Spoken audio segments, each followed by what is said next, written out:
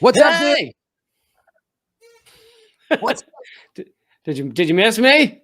I did, Lee. I during my days off, I still came in the studio and pretended like we did a government secrets, even though Yeah, I kind of figured you would. is that a weird way to do a day off? So during your intro, when I can't talk, I just collect things I want to say, and then I spooge them all out when you would bring me on. You mentioned blocking people, and yeah, I love that, like, when you block, and I don't fucking give a fuck. I'll block people that, like, just say shitty comments about me or whatever, and then people are like, he says he believes in free speech, but he doesn't. And it's like, no, dude, you have the right to say whatever the fuck you want, but not on my page, like, not in my house. Like, I believe in free speech. Go out on the sidewalk and yell all your crazy shit. Yeah, I always use the analogy of the comedy club. I go, you can heckle me at a comedy club, and I'm going to make fun of you and get the whole crowd to laugh at you. But if you really won't shut up, I'll have you thrown the fuck out, because that's a private business. And you have the right to say whatever you want. I have the right to tell you to go fuck yourself. I'm blocking you. And I think your parents raised a shitty kid. Like, that's my right to say that to you. So, and also, if you're hiding behind an avatar and a screen name, I think you're a fucking punk. You can't even put, this is me, my name. This isn't a fake. This is who you don't have the fucking stones to put your views out to public consumption. So double fuck you. And, again, your parents, why did they raise such a moron? Wait, so you're telling me I thought all these people's name was Avatar. So where it just says Avatar, that's not their name? Yeah, no, you're absolutely right. The comedy club's a good example. Like, I've never been into, like, I don't do a lot of crowd work or whatever. And so when someone yells out, I really just think, like, oh, you've decided to fuck up my show right now. But I will put up with it and make fun of them for a few minutes. And then usually, if it's a good club, they then are like, hey, you're going to leave now, because the guy's trying to do a show for people that paid for tickets, and in this case, it's like people come and join the comment thread and want to have useful debates. And if you're going to be a shithead, then get out of the room. Yeah. That's the other thing too. Like, I remember one time somebody got mad before I got demonetized, they put something in the super chats, which I always read, but it was some, like, offensive joke I didn't want to read about pedophiles or something. And I was like, I'm not reading that joke. And they went, no, yeah, it's censorship. No. You don't even understand what the word means. You you're asking me to say something I don't want to say. That's not freedom of speech. Like, Lee, you got to read this offensive thing. You got to say the Holocaust didn't happen. And if you don't read it, then you're knocking down my freedom of speech. No. You can make that joke publicly. You can say those things on social media if you want. I'm not. Right. And just because you paid doesn't mean I have to read anything. Right. Like, we are prostitutes, but prostitutes have rules. Usually they're like, yes. they're like, no, punching me in the face. Like, yeah. You can't punch me in the face just because you paid for sex. You know what I mean? Like, it's like, that's the rule. So yeah. The other thing I thought about when you were talking about how shitty YouTube is, and I don't know why I thought about it now, but I love that, like, while they're demonetizing you and suppressing the fuck out of me, and, apparently out of my hundreds of thousands of followers, 12 decided to watch the last video. Isn't that interesting?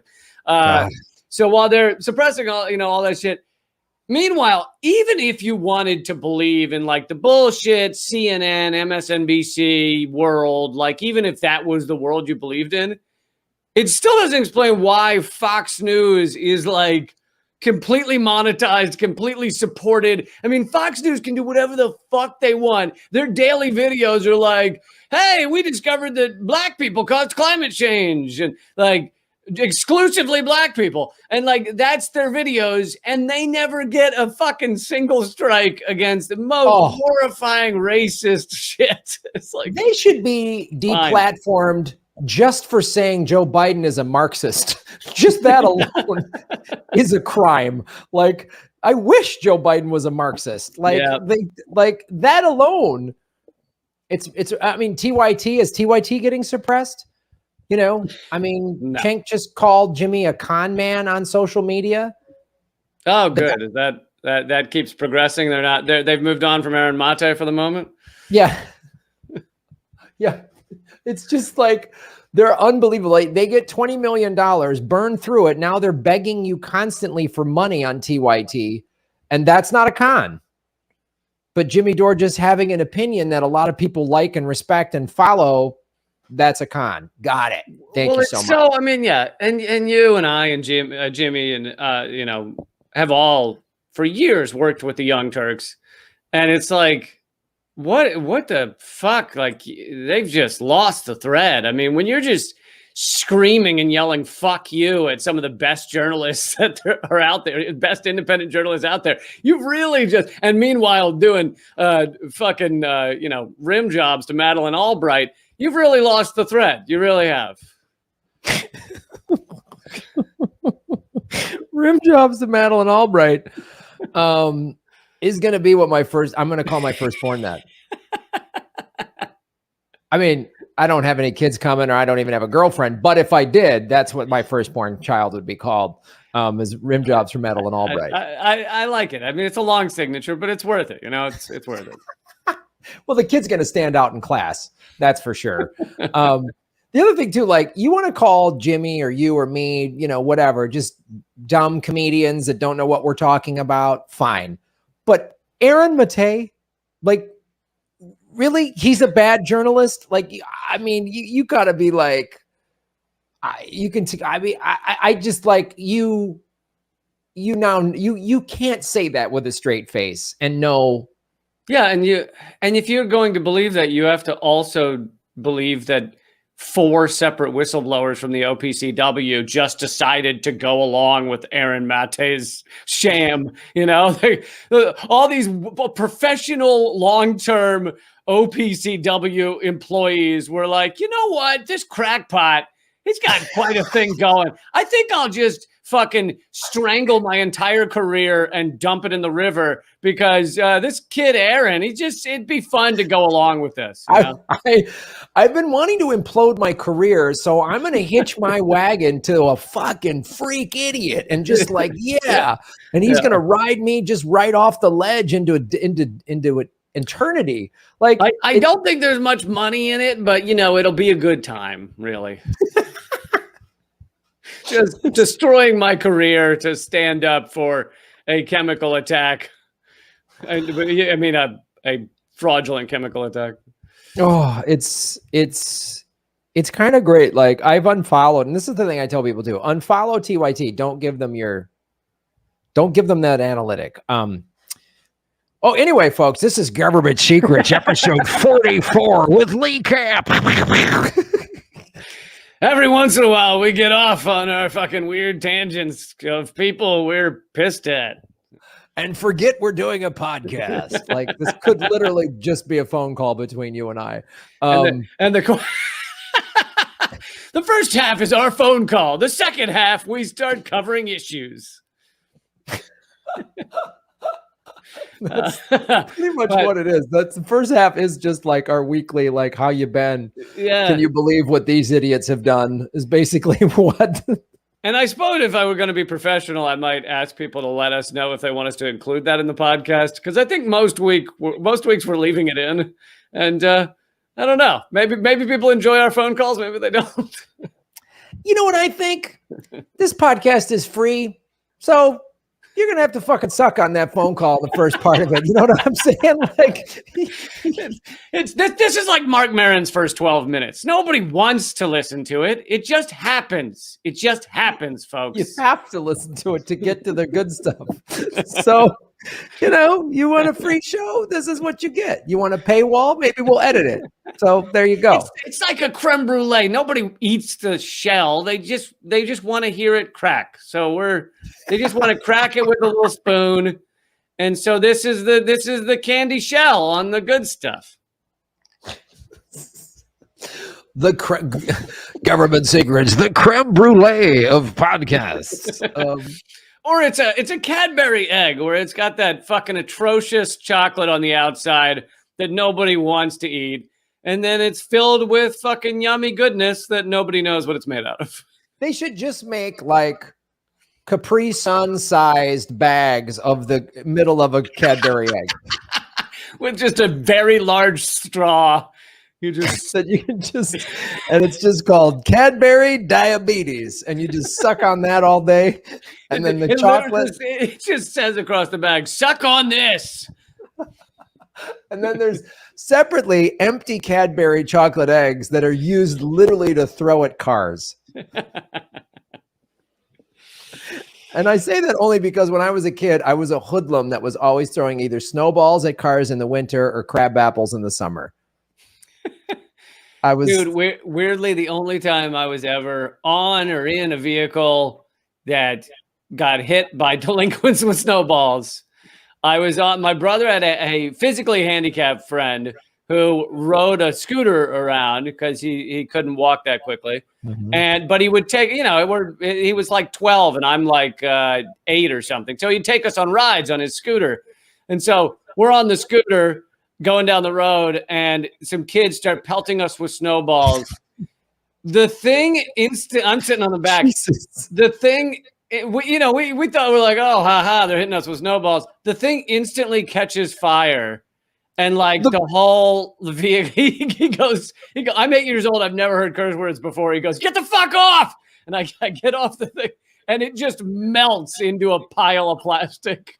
What were they putting kerosene in the snowballs? Like what was being chucked at you? Were you guys like in Northern Ireland in the 70s? Like what happened? It was the IRA, but no, it literally was just, it was a scooter made by his father, who's like an engineer, and it just had like an open car battery attached to it. So they just threw liquid on an open car battery. Wow. Well, kudos to your buddy for driving around a bomb. Yeah. So I don't know if you ever had any big time success like that, but I would be really happy if I would have set somebody's scooter on fire with a snowball, but I didn't. My aim was never that good. Especially the physically handicapped, specifically the physically handicapped. Right. Just to really make it that much worse of what I was doing as a child. But my juvenile delinquency and your near-death experiences aside, Lee Camp, today we're going to talk about the two subjects we wanted to discuss. It's been in the news. One of them has been in the news. Is what happened in Tulsa. We're going to go into more detail of the Black Wall Street. And then since I just did a show on Oahu, I want to talk about how the United States government illegally stole the Hawaiian Islands. So it's going to be it's going to be. For last question for our phone call. How was the show? Show was great. It was man, was in Honolulu for a little while and was able to do little 10, 15-minute sets, which was great. But I hadn't done 45. I did 47 minutes and it was awesome. Nice. I was able to do some new stuff and then did some stuff I've done in the past. Some of it's older because I was just like forgot stuff. And I was like, I don't know. I got to do this. The toughest part to remember, I think, was some of the bigger bits like, oh, wait, I put that in the wrong order. Yeah. Yeah. But it was the transitions. Like there's certain jokes I was like, I don't remember how I got to that. And I finished one segment and chunk and I got a laugh and I was just on stage like, here we are. All right. So how are you? Like, yeah. But it was fun. I don't remember anything I used to do. So whenever I get back on a stage, it's just going to have to be like all new or something. But I am excited to start doing stand-up again. And Ron Placone and I are putting a tour together for September and October. So it's going to be fun. And there might be one or two Government Secrets lives. We're talking about that, guys. There might Could be a happen. live Gov Seeks, maybe in the DC metropolitan area. Could happen. Could happen. We might do one at Gitmo. We're going to do a waterboarding episode at Guantanamo Bay. So, Yes, indeed. all right. Where do we go? Tulsa first? Let's do it. Yeah, let's do Tulsa first. And I struggled with whether to here. I'll share the screen here.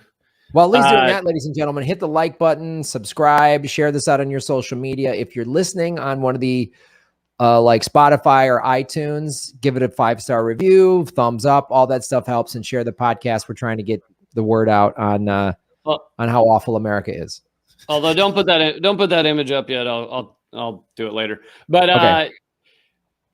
yeah, I struggled with whether to use this as a topic because it actually, for the first time in 100 years, was pretty much widely talked about. It was the 100th anniversary of the Tulsa Massacre, which luckily now, I'd heard about it several years ago, meaning I only missed about 96 of the years since it happened.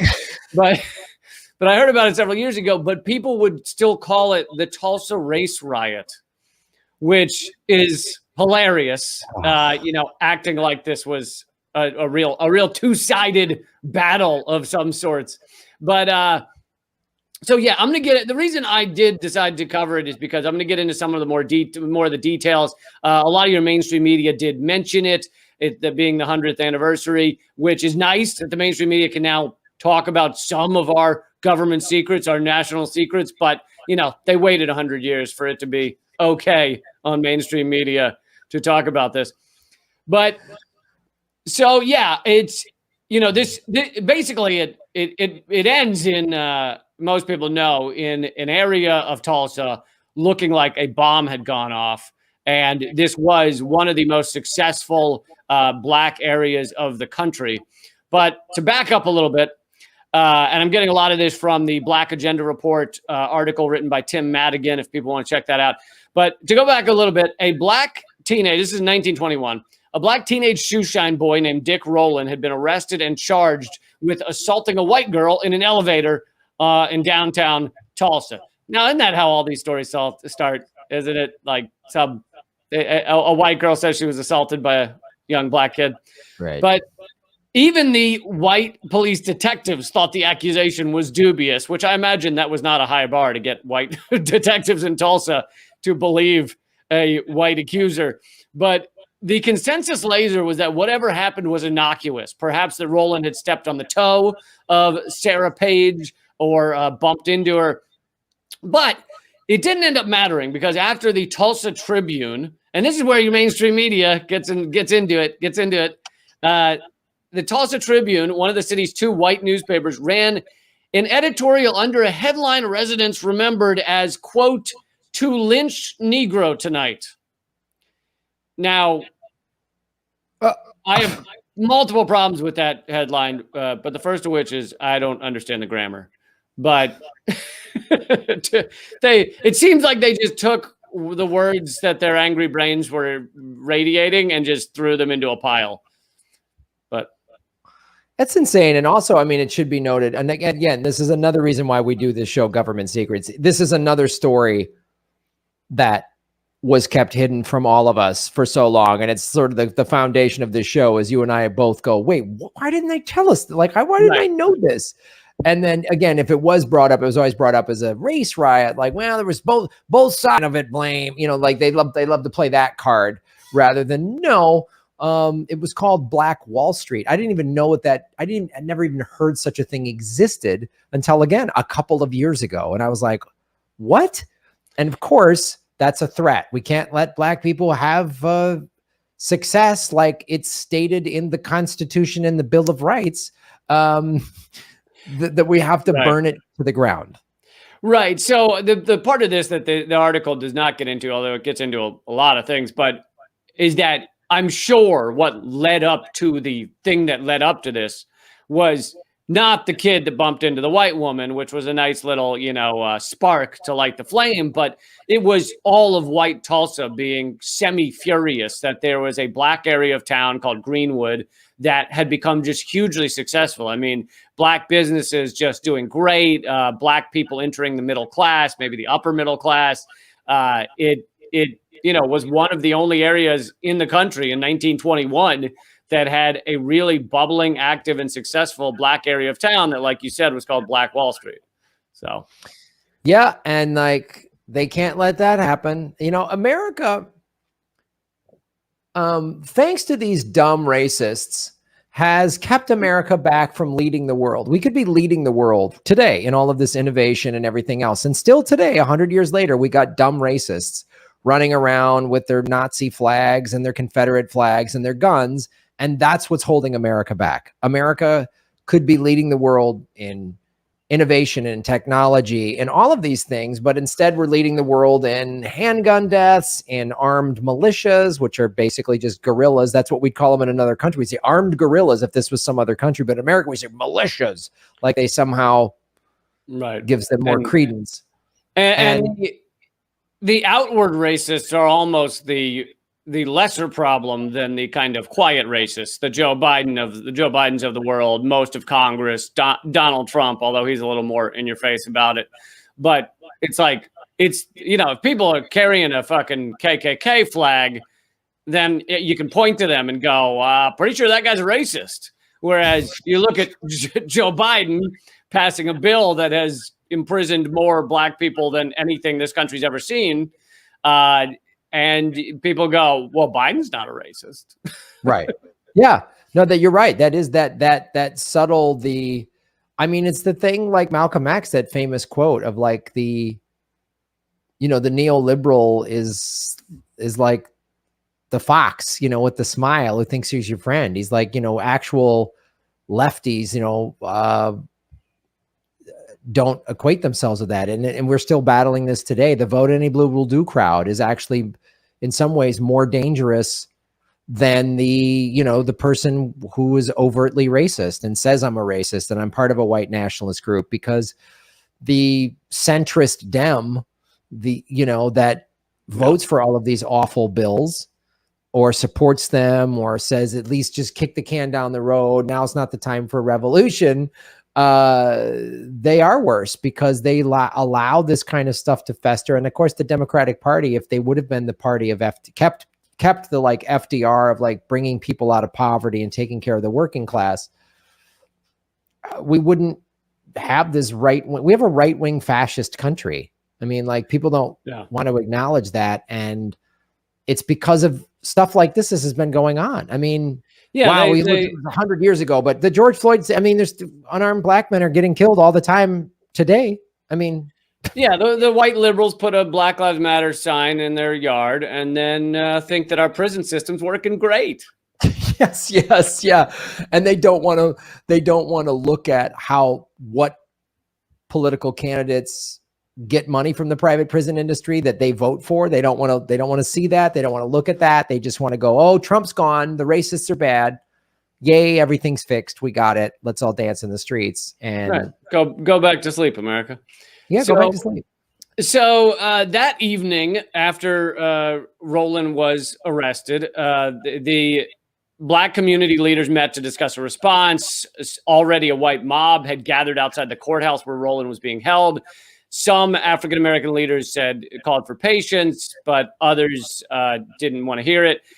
So a cadre of 25 black residents, some in their army uniforms from the First World War, carrying rifles, shotguns, pistols, axes, garden hose, and rakes, drove south from Greenwood and marched the final blocks to the courthouse and offered the sheriff assistance in protecting Roland from the white mob. At about 10:30 p.m., when a second group of 75 marched to the courthouse, an elderly white man tried to grab the gun of a black World War I veteran. A shot went off during the scuffle. Scores of other shots were fired in the panic. Men and women dove for cover. And by the end of it, a dozen people of both races ended up dead.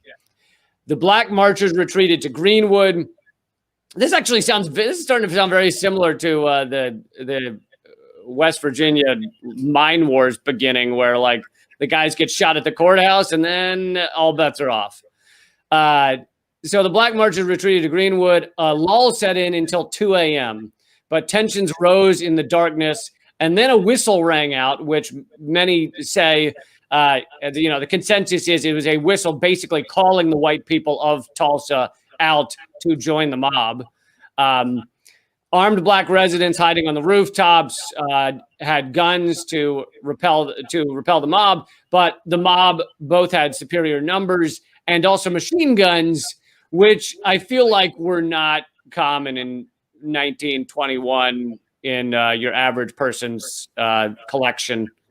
I have like 2 or 3 now, but I think back then it was more rare. I was given one for my 5th birthday. Yeah, because the snowballs just weren't getting the job done. The kerosene snowballs. Yeah. Yeah, when I was a young kid in the IRA, they're like, here you go. So the white people had machine guns. They also had biplanes belonging to the local oil company, which circled overhead and rained bullets and dropped incendiaries down. So yet again, you have Americans essentially from the air bombing fellow Americans, but they didn't have bombs. They just had regular incendiaries. But so members of the white mob, which included teenage boys and some women, went from business to business, church to church, home to home, hefting weapons, torches, and containers of kerosene, rousting African-American shop owners and residents, and killing those who resisted and killing some who didn't even resist. A white Tulsa resident named Walter Farrell, who was a boy at the time of the massacre, recalled years later how he used to play every day with 3 black children who lived across the street from him in Greenwood.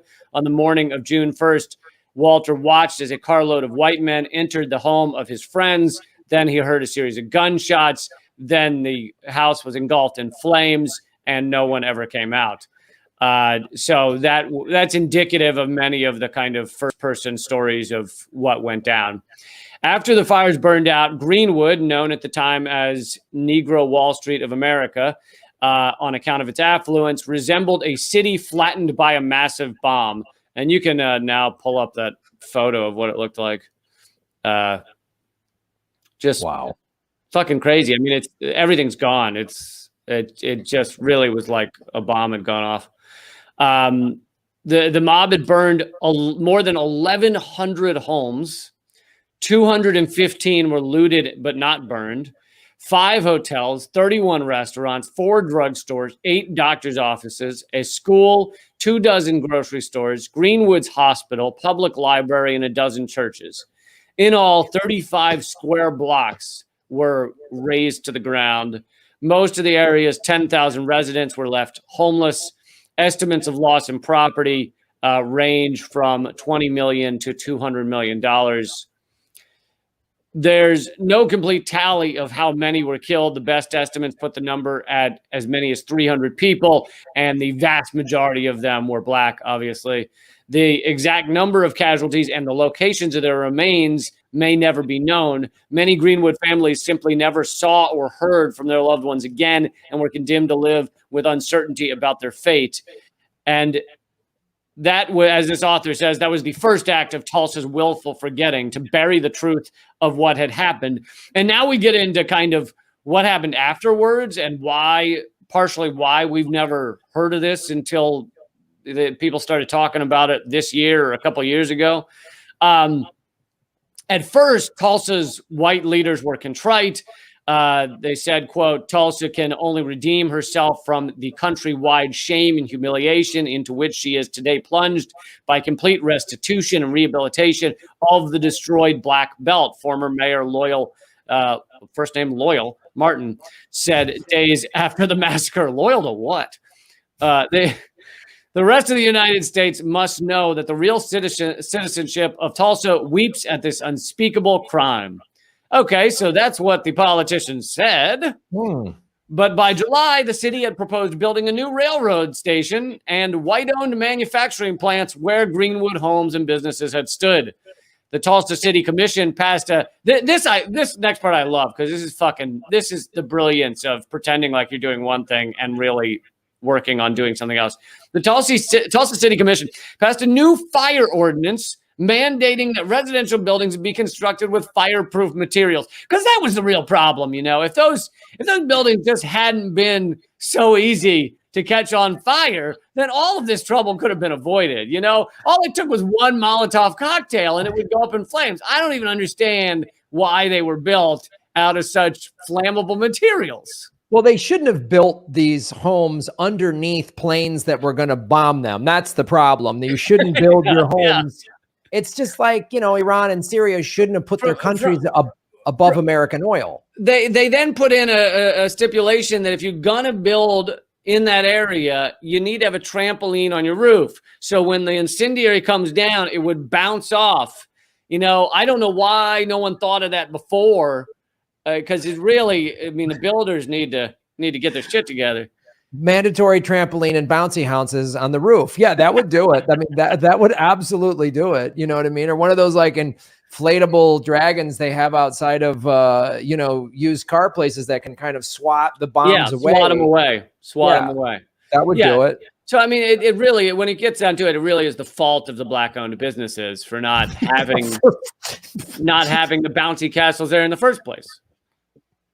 Just folks, here's a pro tip. Don't build your business or home or neighborhood underneath planes driven by white supremacists that want to bomb you. Like, that's a thing you shouldn't do. That have access to oil company planes. Just access to oil company. Yeah. This doesn't sound like they use racism to then justify a land grab. No, that wouldn't happen in this country. No. Lee. Come on. That's Graham. I'm offended you would even say such a thing on this show. No. I don't. It's not like 20 years later they did that with the Japanese internment camps in California. No, they would never do. Or did it in 2005 in New Orleans. That's not. No. I don't actually know what you're speaking of, and I'm offended that you're speaking of these things I don't know of. Also, our sponsor today, General Dynamics. We'd like to thank General Dynamics for making sure that this show is possible. If you're looking for dynamics that are not specific, then try General Dynamics. Just any kind of dynamics, they're going to cover it. They're going to cover all the dynamics. All the dynamics.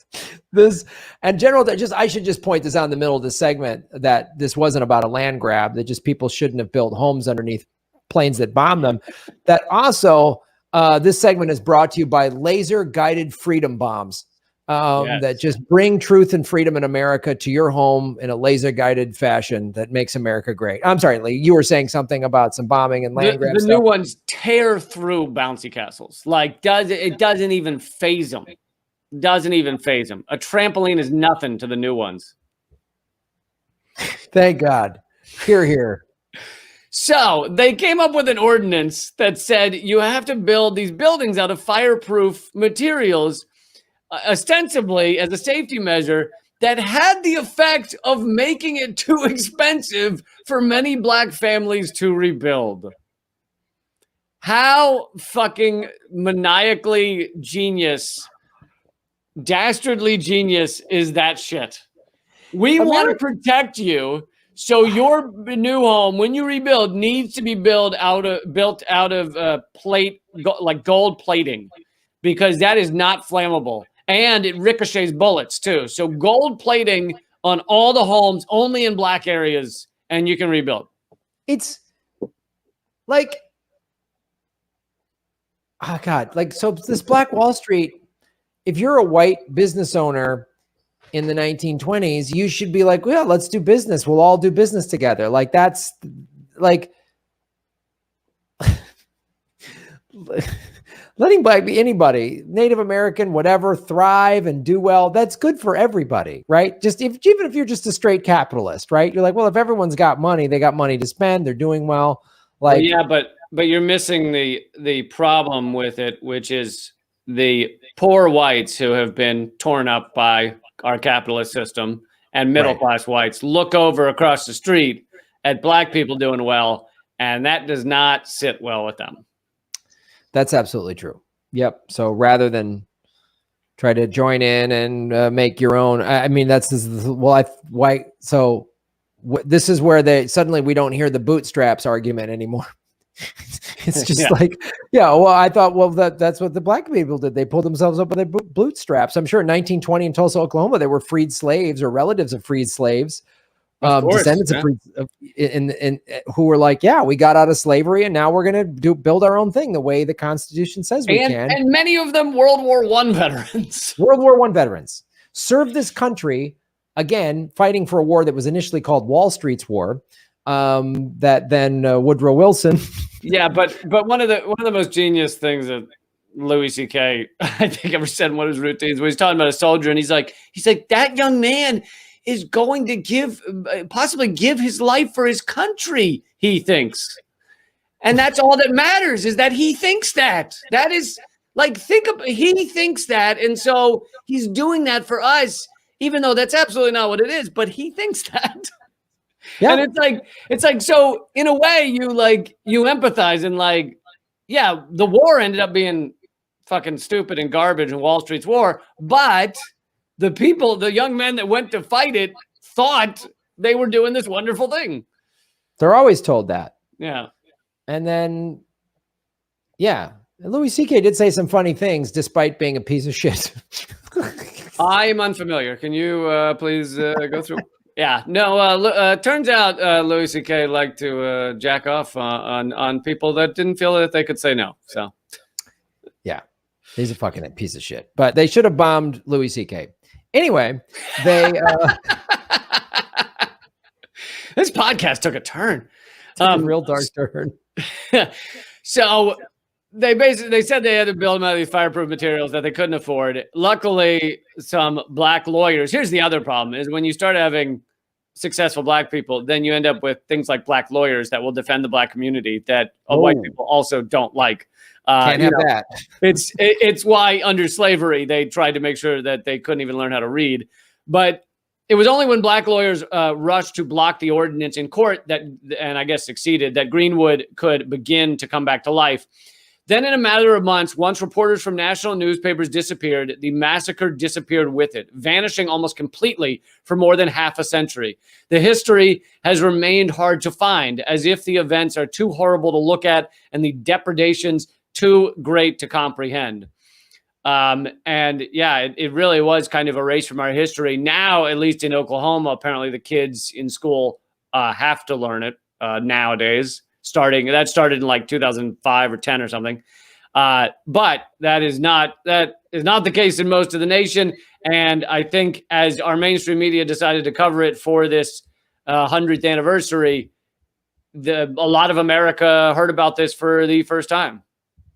Yeah, I didn't study it in school, and I went to a junior high that was 60% black and a high school that was 40% black, and we never studied this. I didn't know anything. We had Black History Month, and we still never studied this. Never knew about it. And I want to show you, let's see, I'm going to share a different one. New York Times article on, just recent one on, what? Oh, fuck, never mind. I was logged in on another page. Oh, well, the New York Times article says that they just found 27 bodies. They've been searching for the bodies in mass graves. Because basically, while the white people in Tulsa, like the mayor and stuff, were saying, oh, we're so ashamed, this is so horrible, the people were still busy, like, taking truckfuls of bodies, and no one really knew where they were taking them, and dumping them into mass graves. So they've found, this is just recently, found 27 of the bodies, and are trying to deliver them back to families and stuff. But yeah, it could be as many as 300 people. Unreal. And just like, that's all America does, just keeps making things worse. Could have let people thrive. Everybody could do well. Everyone could be doing well in America, but we just got to keep. America's like the person that spends all this time cheating on tests, and then they get caught and they lie and they go through this whole thing, and you just sit them down and go, all you had to do was just study hard and you would have gotten decent grades on that test. If you spent half as much time studying, doing the right thing, you would have done all right. But instead you spent all this time doing all these. It's like America is addicted. Well, it's addicted to racism. It's addicted to violence. It's addicted to chaos. It's addicted to just. But I do want to throw in here that it feels like we're just addicted out of the blue to those things. But right. Those things are by design, because in a capitalist system, you inevitably are going to have a tiny number of people with an exorbitant amount of wealth, and then some people in the middle, and then a large swath, often 50% of the country, that is just struggling from day to day, doesn't know they're going to pay for healthcare, have seen family members die because they can't cover healthcare, or their house gets flooded and they are homeless, and that's the end of it. And so just struggling so horribly. And the moment that even a small percentage of them, 50%, but honestly, if it were like 20% or 10% decided this is really fucking over, we've really had enough of this, and we're going to direct our anger at the ruling elite, at the oligarchy, at those people with millions upon millions of dollars, the moment that happens, the whole thing is done. The whole thing collapses, because you just can't keep it going once people direct their anger at the ruling elite, who are the ones that are overseeing the systems. And so in order to stop that from happening, the only thing you can do is redirect that anger. And where do you redirect it? You tell people to redirect it into racism. Back then, it was, oh, look at those black people, because there weren't quite as many, immigrants coming from Latin America and stuff. Now it's a lot of, it's still a lot of anti-black stuff, but a lot of anti-immigrant stuff, a lot of anti-Muslim stuff, anti-other countries. You've got to redirect the anger, or people see the holes in capitalism and the whole fucking sham, fraudulent shit system collapses. Yeah, and that's why they always keep us divided, distracted, and afraid. I mean, so we all are fighting with each other, because if we ever got together, their thing's over. I mean, if everybody just said, no, it's over. They know a general strike could shut everything. Americans could shut it all down, but they're... Even a small general strike, like a general strike where like fucking 10% of the workforce was involved. Yeah. They were trying to do like every McDonald's worker going on strike, and it didn't really take hold. But imagine if they got that, or just Walmart. Everybody didn't show up to Walmart, or everybody didn't show up. Amazon job, right? Everybody at an Amazon fulfillment center just said nope, all on the same day, and did that for 2 weeks. What that would shut down. I mean, Jeff Bezos would drastically change his tune. But Americans, because they've been so propagandized, are easily divided. They'll easily jump onto a bad team. They'll jump on the red team or the blue team or the QAnon team. They're all just propaganda tools to get people to, the QAnon people are just convinced that they know the truth, and all of us are just suckers. They're just convinced of that. And oh my God, you ever want to see how, I don't know, how certain idiots can be of their beliefs?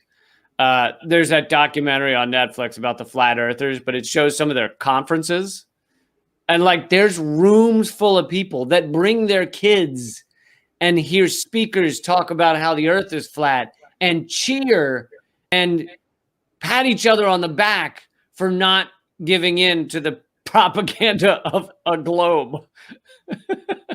It's insane. And then you see how sophisticated it is. And I have a hard time believing that like flat earthers and stuff, that there aren't at least somebody in the intelligence community fueling that to keep people divided. It's just it seems like, especially if you look at all the leaked documents. I've talked to Susie Dawson, who's done a lot of research on this for the last 10 years.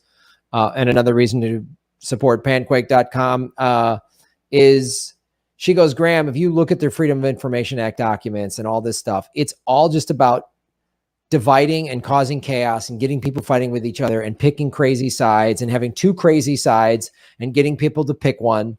And there's no doubt that the flat earther thing is part of that. QAnon is part of that. I mean, January 6th, we've talked about that. The head of, the Oath Keepers and the head of the Proud Boys were FBI informants. We're supposed to believe that the intelligence community didn't help fuel that. Right. Event. It's not. And a lot of people think like, oh, well, they didn't create this stuff. I don't think they create much of it. I think that they find out what's going on and they just try and foster it. They just, they just fan the flame. They get one of those old timey little accordion things that blows on the flames, and they just sit there at their desk online, just going like this. Is this a giant one of those at NSA headquarters? Just and they so that they can get the people who are naturally questioning the garbage propaganda we get from either our State Department or our mainstream media, which are just stenographers for the State Department. And anyone questioning that, they try and funnel them into just like lunacy, just like garbage bullshit. I mean, it used to be, remember for a long time, it was lizard people. There was all the people talking about, no, lizard people are real. And well, they are. Oh, sorry, Graham. Sorry. I didn't mean to step on your toes there. You got to come to our conference, buddy. I mean, you really got to get you there. We got to get you on board. Man, we were agreeing all the way, and then I stepped into lizard people. I'm sorry, man. That was dumb of me. That was. What happened to that Government Secrets podcast? Oh, Elwood was a lizard person, and he went nuts. So that's Lee. It just stopped. That's what happened. That's where they broke off. But no, it was lizard, and now lizard people are gone. Apparently, that's not a thing anymore. Then it was Illuminati for a long time. Now you don't hear anybody talk about that for a long time. And by the way, the Bilderberg group is a bunch of assholes. They are a bunch of horrible human beings. But for a while, Bilderberg group was it. Like that was everything. They get together there. They wear robes. They jack off into a skull that has baby blood in it, and like that was the thing. And now you don't even hear people mention the Bilderberg group. It's not even. What happened to that? Well, I think there's, as we're starting to open up, there's just a lot of bars and restaurants and nightclubs that are going to allow you to wear a robe and jack off into a skull. So I think it's like kind of more mainstream now. Oh, okay. Yeah. I think everyone's kind of getting into that. There's like I Facebook only do that once a year when I'm being hazed on my birthday. That is it. I'm everything in moderation, including jacking off into a skull filled with baby blood. Everything in moderation. Yeah, you don't want to do it every day. That's weird. But just like I do it every lunar cycle. That's when I do it. You know when it's too much, when you find yourself doing it alone. That's when it's too much. It's like it should be, and that was the thing. The pandemic, you felt everyone was isolated, so you had to do it alone. And then things are opening up, so we can. Oh, you weren't on the Zoom calls with us? No, I never got invited to those things. I'm sorry, man. I wasn't on that text chain or something. But yeah, don't forget everybody to go make your own Bilderberg ceremony with your friends, with your pals. It's like build a bear. You build a berg. Build a berg in your own basement.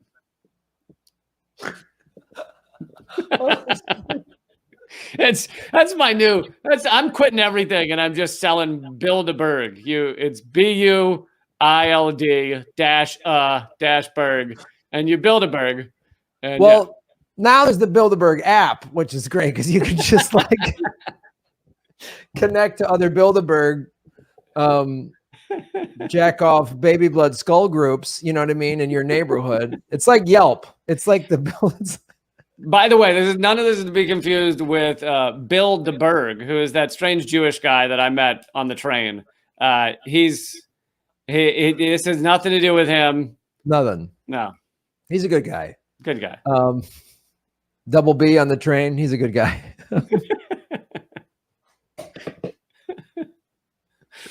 All right. Should we go to our next topic?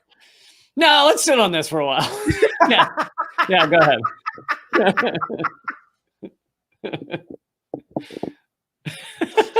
Let's just sit in silence and think about what we've just said.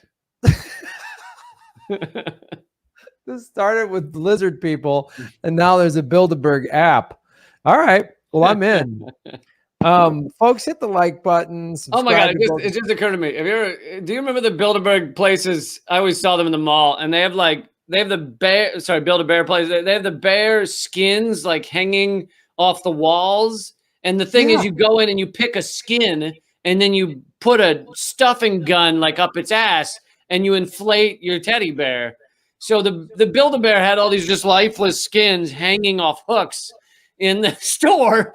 And so I pictured Bilderberg would be like the lifeless skins of the oligarchs just hanging on the walls. And you go and you fill them with demon seed or whatever. Don't tell me I lost you on that. So there's a demon seed gun at this weird Bilderberg like prairie style trading post with just pelts hanging from the smoke. It's actually just Dick Cheney's cock is the demon seed gun. I should have led with that. Okay, so when Dick Cheney shot his buddy in the back, he was basically just shooting a Bilderberg gun at his buddy, right? Is that what? Yeah. Try to fill him with Bilderberg seeds.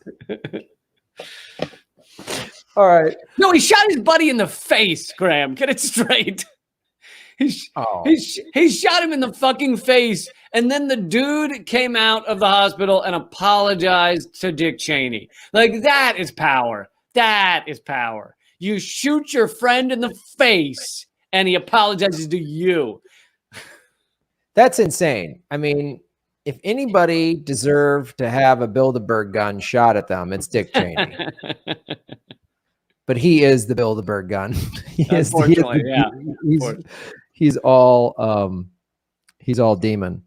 So since I was doing a show in Hawaii, I wanted to talk about what happened let me bring this up here.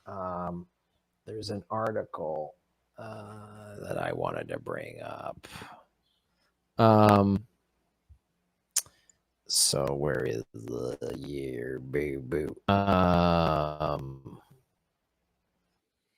Hold on. And by the way, if you want any of those slides, I can share them. Yeah, but there isn't like text in the slides; they're just kind of photos. So I wanted to go into the specific. Shit. Well, no, the ones I have are just the ones I have are just 3 photos. Okay.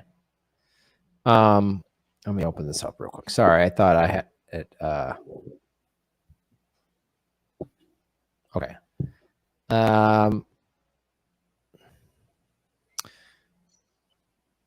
Okay. This is what I wanted to read. Here we go. Sorry, I had the wrong thing opened up.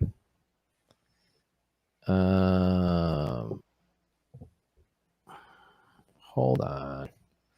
Sorry, everybody. In the meantime, follow Lee and I online.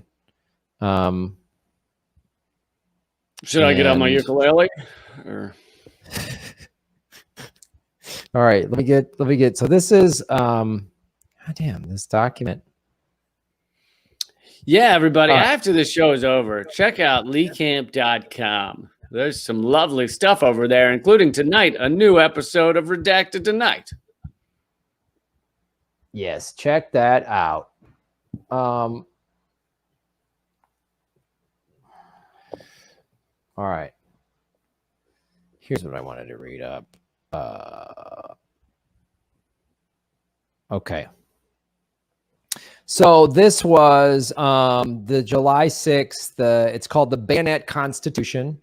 Rebels pressured King David Kalakaua to sign a constitution that reduced Native Hawaiian sovereignty. And you can put up his photo if you want. It's up there. Okay. So what basically happened at that point in the late 1800s, Hawaii was its own country, and it's still actually recognized in some places today as its own country. So the guns surrounding King Kalakaua on that fateful day belonged to members of a militia nicknamed the Honolulu Rifles, made up largely of what? Oh, this is going to sound weird, Lee. Made up of white settlers. Boy, we didn't just hear that in your story. Stop. What were the name of the people, the indigenous on Hawaii? Well, they were just indigenous Hawaiians, and there was a royal family, right? So actually the Iolani Palace is the only royal palace on American soil right here in downtown Honolulu. So the successor as monarch was his sister, Queen Liliuokalani. Later speculated Kalakaua would have been killed had he not signed the new constitution. They basically they just did it like mob style, like Vito Corleone, and just put a horse's head in his bed and said, yeah, you're going to want to sign this thing over. Offer he couldn't refuse. Definitely an offer he couldn't refuse. the Hawaiian Rifle, the Honolulu Rifles were affiliated with a group called the Hawaiian League, which drafted the new constitution to transfer power from the monarchy to the more settler-friendly legislature. The document settler-friendly is a nice way to do it. It's also I also love that the word settler has settle in it, as if it's very calm when people come and take over your whole nation and your community and destroy your culture. It's that really settles things down. Just everybody settle down. It's like been kind of crazy. Yeah, it's crazy because you're trying to steal our land. Well, there's two sides. Everybody just no, we don't want to sign this document. Well, just let's not. No, we don't want any more bloodshed. It's you caused the bloodshed. No, yeah, you made it crazy. But we're gonna. It's gonna be nice and easy now. It's gonna be nice and easy. I love a good corporate scrubbed term for just like genocidal colonialism. It's settler friendly. You know what I mean? It's Jeffrey Dahmer was a foodie. He was leftovers friendly. He honestly, he was environmentalist because he would keep the leftovers for a long period of time. He wouldn't throw them out. Most people throw them out. Well, like Mother Nature has no waste. That's what Jeffrey Dahmer was doing. He was just using everything. He didn't waste anything. Yeah, he wasn't. When you're done with your boyfriend, you don't waste him. Yeah, you keep his skull in the freezer. You use every piece. You boil a skull after you fucked it. I mean, that's what you do. That's what skull fucking's all about. Anyway. All right. There's been I've crossed the line. two orgasms into skulls in the last 3 minutes. So I think that's our quota. That is our quota. We're gonna get notes from the network. General Dynamics is like, you guys really crossed the line. People can't handle this kind of brutality on your podcast. Yeah, the truth.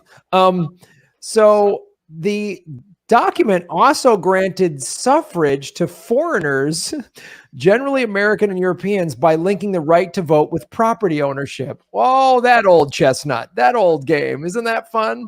When you have a good playbook, don't switch it up, Graham. Don't change it. If it ain't broke, don't fix it, Lee. You know what I mean? So we're going to take the land, give it to rich white American and European colonialists, and then put a constitution saying, well, they have more rights.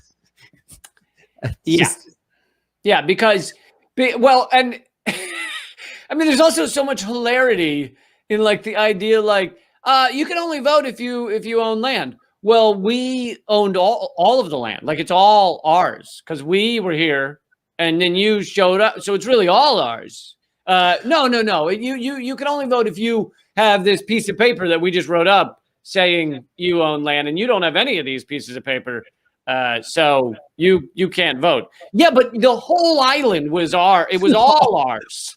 We all lived off of it. We didn't need documents. We just worked off the land and we all worked together. Yeah, we have a piece of paper that says we get it and we get to kill you. And sorry. So you guys should have had those papers drawn up before we came here and stole your land. Yeah, but instead of the paper, I have a lineage that goes back 1,000 years, like on that plot of land, like right there. Yeah, again, like we need a piece of paper. We need more settler-friendly contracts. Yeah, it's just you could write up your own piece of paper, but I have to sign it, and I'm not going to do that. So yeah, it needs to be officially signed by me. Once again, this was our land until you assholes showed up with all of this bullshit.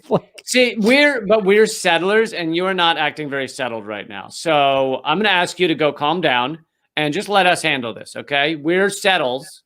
We're very settler. We settle things, and so you just go to let off some steam, go surfing or something, eat a pineapple. We're gonna handle this. Yeah, well, there's a whole history about pineapple, how the pineapple industry was actually used after they took the land. This is a whole separate thing, but after and I don't know all the specifics of this, but after all the land was taken after this bayonet constitution, then they slowly started to put the pineapple plantations out here, which was just making the Hawaiians indentured servants, almost like slave labor. So like the pineapple legacy has a pretty bad, bad. And I only learned this recently, and I don't know what years, but for a long period of time, a pineapple was so phenomenally rare that like it was like worth its weight in gold. I mean, it was the royal emblem. This is why you see pineapples on like a lot of old royal British emblems. And like even now, if you go to like Boston area and you see the old homes that haven't been changed since the 1700s and stuff, they have pineapples carved into the woodwork, because it's not that they were like it's not like those were pineapple heiresses or something that lived there. It was that just the pineapple was such a symbol of wealth that everybody just started carving it into all their woodwork and stuff just to look wealthy. Yeah. So they knew they could make a lot of money from it. Also, part of this too was, and this article gets into it, but it was a land grab, again, another land grab, this bayonet constitution, to then put sugarcane fields and start exporting sugar, because the climate was good for sugar and pineapple here. So they came in and stole the land. And then, so if you're a Hawaiian, you had your land taken from you, and then you had the privilege of working in slave labor conditions in the sugarcane fields or the pineapple fields. So that's so the white people were like, don't worry, we're not going to take your land. You'll get to be here working on it. Yeah. And now Kalakaua Avenue is like the main drag in Waikiki. So that's like, hey, we'll just name a street. We're going to take your land and say we're going to kill you unless you sign this, and we're going to name a street after. That's what you get, a street. We get everything else. Right. Yeah. No, that's a long time. Some sort of I don't know. Some sort of game that it's mostly white people play is like, we destroy an area or steal it or kill all the indigenous, and then we name a bunch of things after them. So, we'll keep calling it Manhattan and Dakota and everything, but we're all of you just go away. This is just, and it's still happening today, of like, even in sports, like last summer after, the George Floyd protests and then the Jacob Blake protests, and the sports leagues were like, we're going on strike. We're not playing right now. And the league owners were like, well, can we just put Black Lives Matter on your jerseys and on the stadiums and stuff? And then you guys just go back to making money for us. Yeah. And nothing fundamentally changes. Can we just do that? It's the same thing. Here, Obama's calling. Here, it's for you. It's Obama. Obama says go back to work. So yeah. Obama says stand for nothing, like his 2-term presidency. Stand for nothing. Anyway, though, back to the leader of the Hawaiian League, Lauren A. Thurston, was the grandson of one of the first American missionaries to travel to Hawaii. Oh, so of course, the Christian missionaries were part of ruining people's culture and taking their land. So great.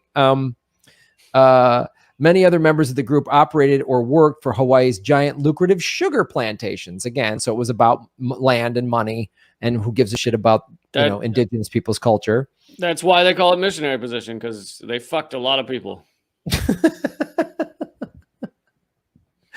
But they did have God on their side. Apparently, God was just a greedy land baron who just wanted to scoop up as much as possible. God has a long time known desire to make as much money as possible from pineapples. It's like a hobby of his or hers. That's what God loves. He's like, hey, go find indigenous people's land and overthrow it, and then give me a taste. He's just like a mob boss. Like, kick an envelope upstairs, if you know what I'm talking about, and we'll just keep everything going.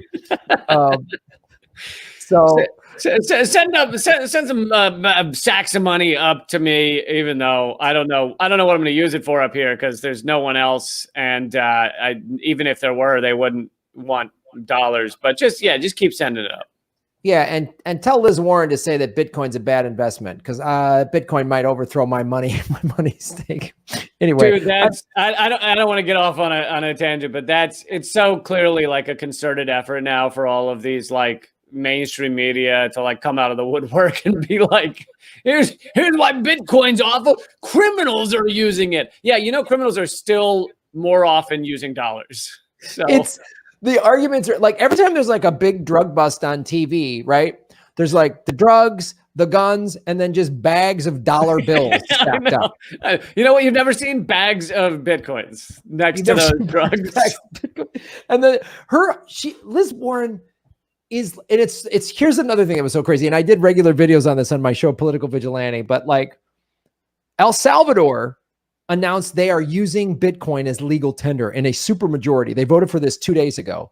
And no one in the corporate media covered it. Only alternative news sources, only the like crypto channels covered it. And then within 24 hours of that announcement, which is groundbreaking, which is revolutionary, which is going to pull El Salvador and all these other Central and South American countries are going, well, we're going to do this now. Nigeria has already voted. Like this is the thing that everyone's like Max Kaiser and people like that are like, Bitcoin is coming. You can't stop it.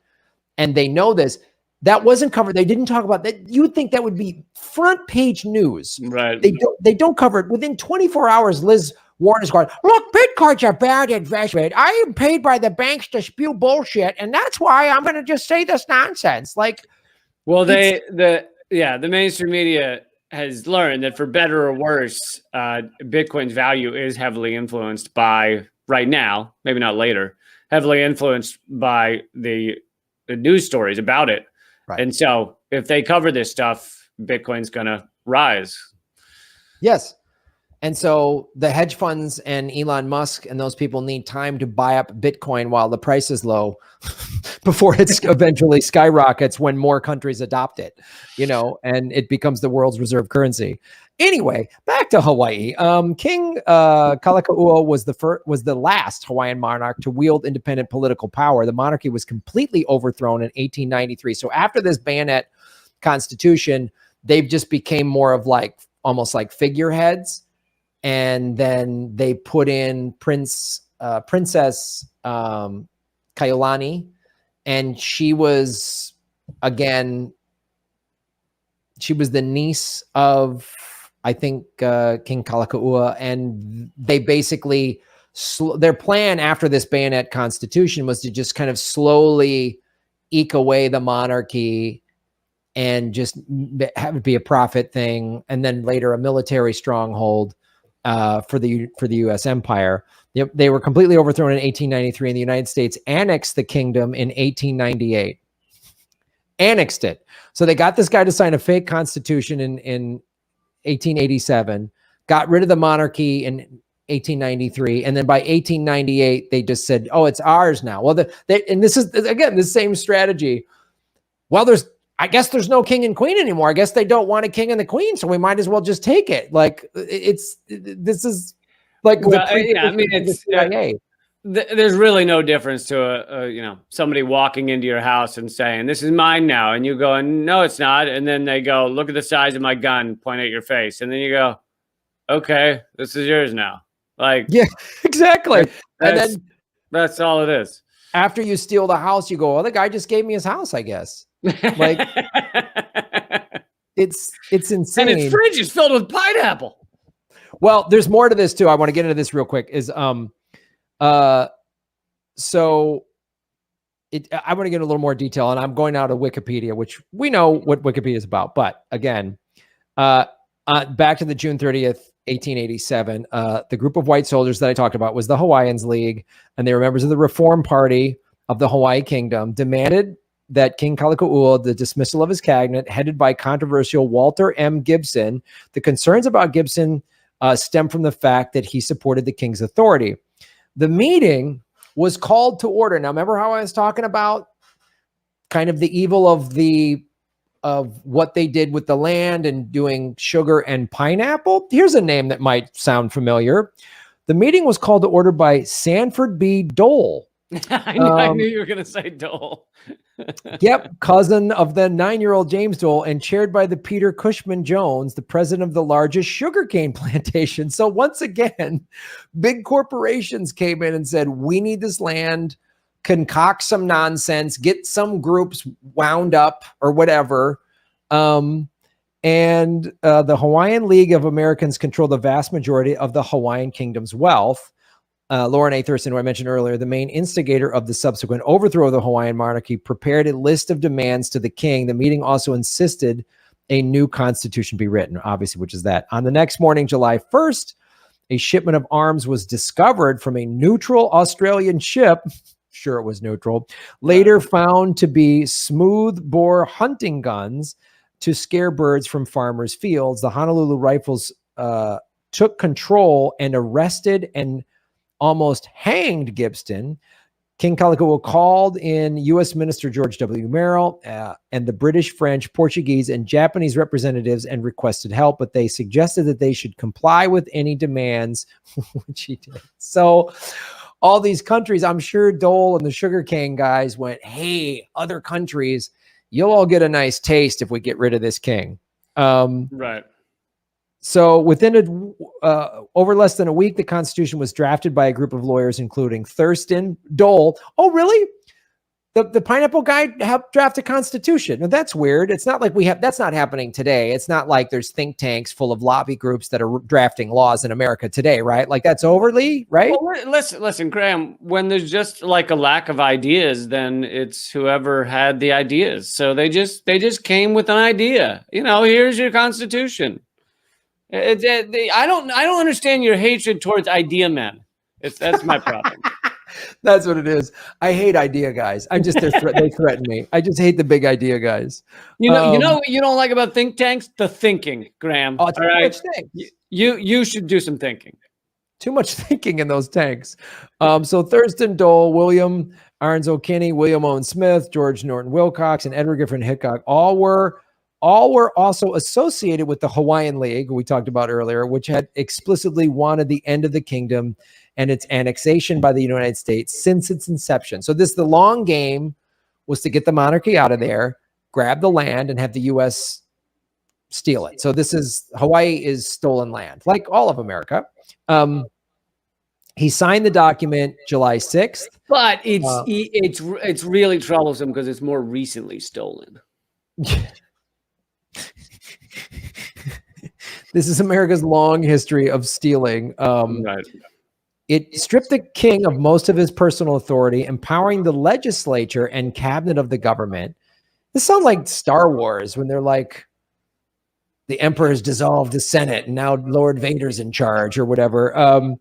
It has since become widely known as the Bannock Constitution. I love the idea that they, up until that point, they were like, well, there's this guy, Lord Vader. I'm sure the Senate will keep him in check. Let the Senate. Lord Vader seems pretty. Yeah. What's his first name? Darth? Oh, I think the Senate. Listen, the Senate's going to have something to say about this. Yeah, I mean, I don't know he's just a guy dressed in an all black cape, helmet. Very goth. Has some sort of breathing apnea issues. I mean, he's got some sort of sorcerer trick where he can choke people just by pointing his fingers at whatever. But I mean, like, I don't think that's going to be a problem for the Senate. I mean, the Senate. No, the Senate will keep this in check. That's not a problem. This will work. It was called the Bannock Constitution because the threat of force used to gain King Kalakaua's cooperation, while Thurston and Dole denied the use of coercion and threats. They denied, of course. Queen Liliuokalani asserted that Kalakaua was threatened. He signed the Constitution under absolute compulsion, which is a direct quote from her. The new Constitution was never ratified in the Hawaiian Kingdom's legislature. So the whole thing was nonsense. The whole thing was just a scam to grab the land. So wait, they still, even though it was never ratified, they just acted like it was ratified? Yeah, they're like, well, the king signed this new constitution. It's never been ratified. I know. Well, now the monarchy's collapsed. Oh, who needs it anyway? Like, it literally, it was just all, like the Constitution was a MacGuffin, basically, to just distract everybody. That's a Hitchcock reference. Yeah. So that's immediately after the adoption of the Bannock Constitution, the native Hawaiian population of the Hawaiian Kingdom sought to restore the king's power and authority. A committee of Hawaiians met with Kalakaua to discuss dismantling the Constitution because the king signed it under duress. According to Thurston, again, this is the liar, King Kalakaua even defended the Constitution to protesting natives. That sounds like a lie. Queen Liliuokalani affirmed that he was threatened with violence should he attempt to undo the new constitution. She also listed several petitions from natives that pleaded for a new constitution. Out of 9,500 registered voters, 6,500 signed the petitions. Since the majority of the population supported a new constitution, Queen Liliuokalani proposed one in January 1893. In response, the Hawaiian League overthrew her monarchy and took control over the country. So Wow. That's what happened. And then If you want to pull up the images, just share. Yeah. So there's King Kalakaua. Yes. And then the next one is there's really the evil looking white guy. He was the guy that concocted this thing. Weird. Really? Just because he has a stare like he's just eating someone's liver, that's not concerning? That should let everybody know he's on the up and up. Also, that necktie looks like it's a double Windsor, which anybody who does that is a real problem. And the collar coming up and the weird facial hair, I just think that that's a killer right there. That's just a psycho colonialist. It's like a Stephen Miller look.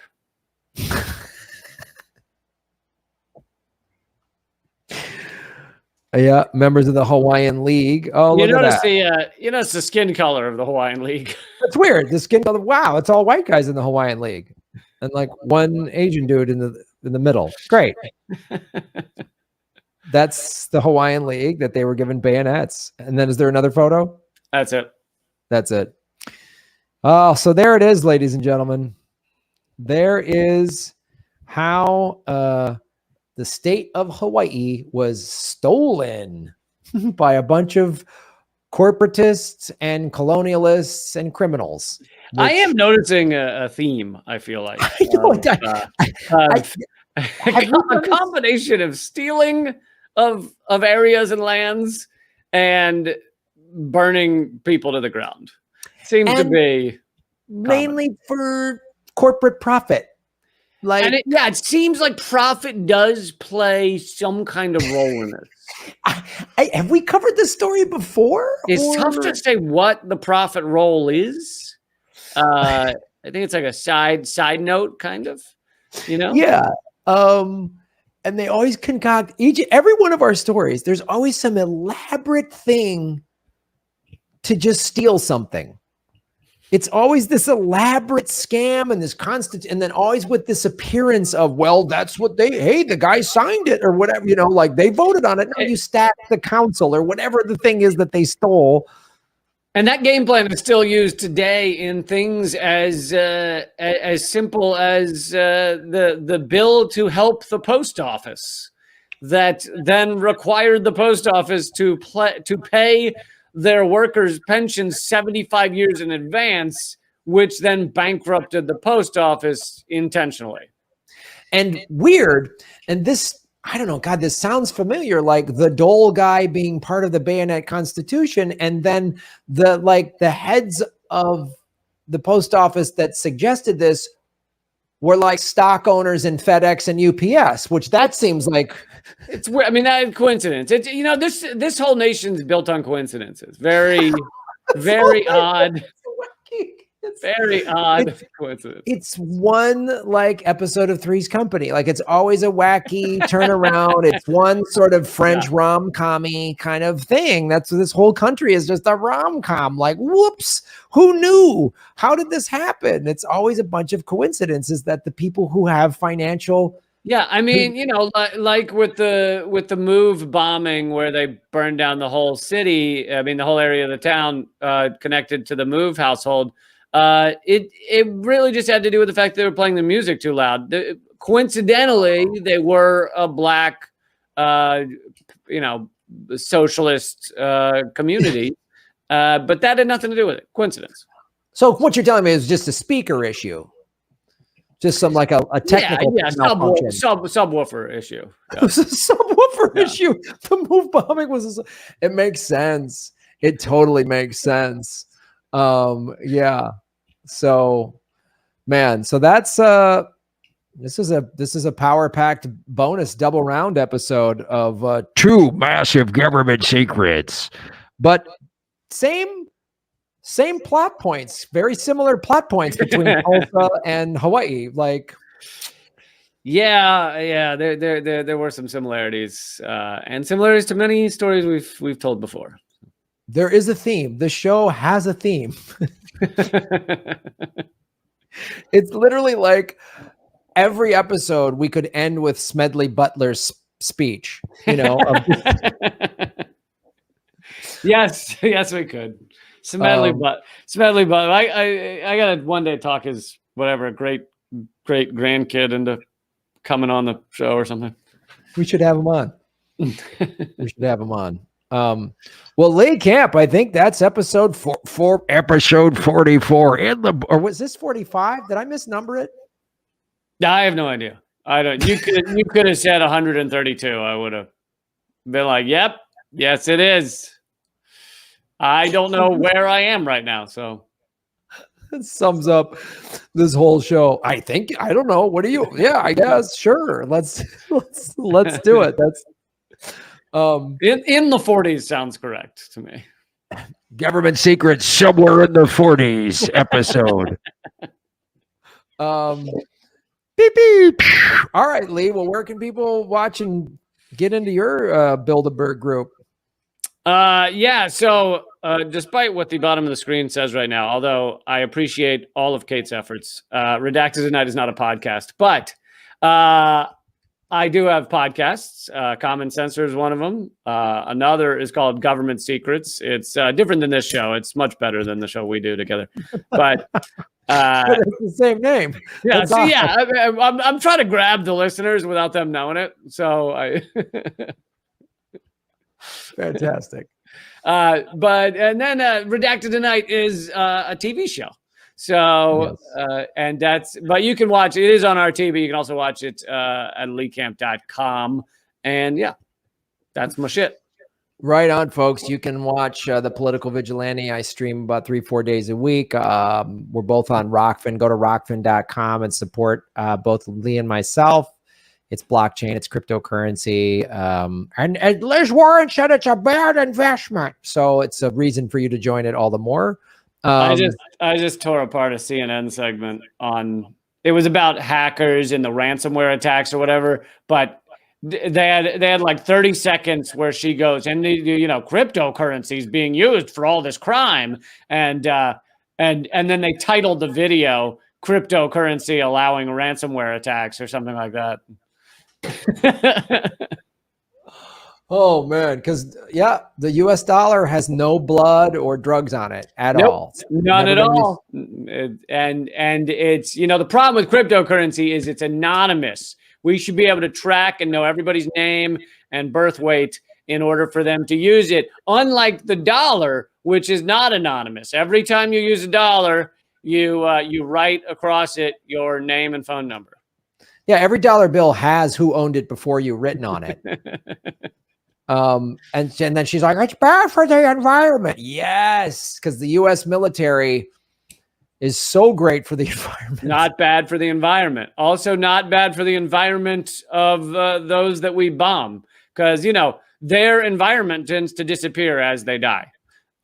So yeah, there is that. And she loves our military. She loves General Mattis. Big vote, yay for General Mad Dog Mattis, war criminal who bombed a wedding party and said he would do it again. Yeah. So that's less war and not financial advice. But yeah, check out what I'm doing. And then, of course, go to grahamelwood.com. I'm starting to have more live shows. Ron and Placone and I are going to start announcing tour dates probably in the next couple of weeks for September and October. There will be some live government secrets in there. We will let you all know about that. So like, share, subscribe, do all that stuff, and support what Lee and I are doing. We should do a government secret segment on Elizabeth Warren's cookbook from the 70s or 60s or whatever called Pow Wow Chow. Oh God, it's the most phenomenally racist thing I've ever seen. It's unreal. Where she basically lied to get into a law school or something about her ethnicity. But she titled the book Pow Wow Chow. Pow Wow Chow. Yeah. That's a book she wrote back when she was a member of the Republican Party. So that's who Liz Warren is, the big progressive hero of the Democrats. And she claims that apparently in the book, she claims her mistake was agreeing to take the DNA test, as if the mistake was not pretending to be Native American for your entire career. Oh, yeah. It was just taking the test. That was the one thing that was a mistake. I shouldn't have done the thing that brought forward the truth. That's what I should not have done. Shouldn't have revealed the truth. All right, buddy. Well, we'll see you next week. Yeah. Thanks, man. All right, man. Take care.